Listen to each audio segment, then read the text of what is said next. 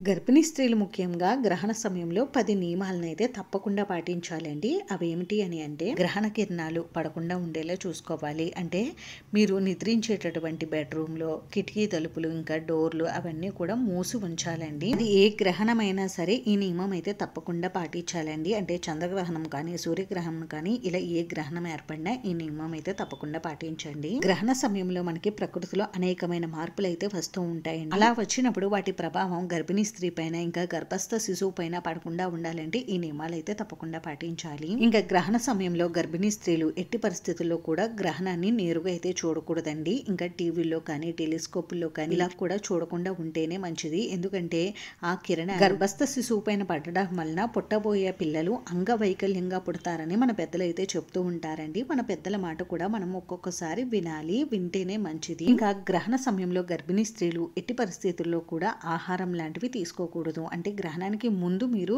ఆహారం తీసుకోవచ్చు, కానీ గ్రహణం మనకి మధ్యలో ఉన్నప్పుడు ఎట్టి పరిస్థితుల్లో కూడా ఎటువంటి ఆహారం తీసుకోకూడదు. మీరు గ్రహణానికి ఒక 2-3 గంటల ముందు ఆహారం తీసుకుంటే మీకు గ్రహణ సమయంలో అది తొందరగా డైజెషన్ అయిపోయి మీకు ఎటువంటి ప్రాబ్లం ఉండదండి. అదే మీరు గ్రహణ సమయంలో మీకు ఆకలి ఎక్కువగా ఉన్నప్పుడు, ఏదైనా ఆహారం తీసుకోవాలని అనుకున్నప్పుడు మీరు ఆ సమయంలో లిక్విడ్ ఫుడ్స్ అయితే ప్రిపేర్ చేయండి. ఎందుకంటే ఇవి మనకి తొందరగా డైజెషన్ అవుతాయి. అంటే ఫ్రూట్ జ్యూసెస్ కానీ ఏవైనా తీసుకోండి. ఇంకా గర్భిణీ స్త్రీలు గ్రహణానికి ముందే ఇల్లంతా కూడా దర్భనైతే ఉంచాలి. దర్భ దొరకకపోతే మీరు గరికను కానీ, లేదు అంటే తులసి దళాలను కానీ ఉంచండి. ఈ దర్భను ఇంట్లో ప్రతి చోట, అలాగే మీరు తీసుకునేటటువంటి ఆహార పదార్థాలపైన, ఇంకా నిల్వ ఉంచేటటువంటి ఆహారాలు అంటే పప్పు దినుసులు కానీ, బియ్యం కానీ వీటిపైన ఉంచాలి. అలాగే వాటర్ పైన, ఇలా వేటిపైన అయినా మనం దర్భను ఉంచాలి.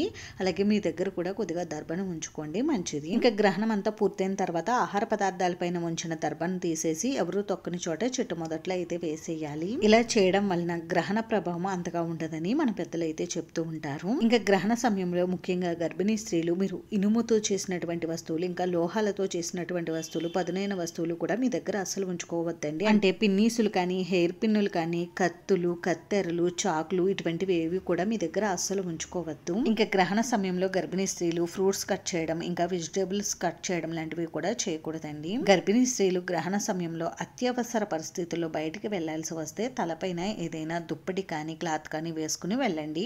లేదు అంటే గొడుగైనా వేసుకుని మీరు గ్రహణ కిరణాలు గర్భస్థ శిశువు పైన పడకుండా, అంటే గర్భం పైన పడకుండా తగు జాగ్రత్తలు తీసుకుని మీరు బయటకి అయితే వెళ్ళవచ్చు. అలాగే బయటకు వెళ్ళేటప్పుడు తప్పకుండా చేతిలో గరిక కానీ, దర్భ కానీ, తులసి దళాలు కానీ పట్టుకుని వెళ్ళండి. గ్రహణ సమయంలో మీరు తల స్నానం అయితే ఎట్టి పరిస్థితుల్లోనూ చేయకూడదండి. గ్రహణం ముందు మీరు పట్టు స్నానం చేయవచ్చు, గ్రహణం విడిచిన తర్వాత విడుపు స్నానం చేయవచ్చు, కానీ గ్రహణం మధ్యలో ఎట్టి పరిస్థితుల్లో కూడా స్నానం అయితే ఆచరించకూడదు.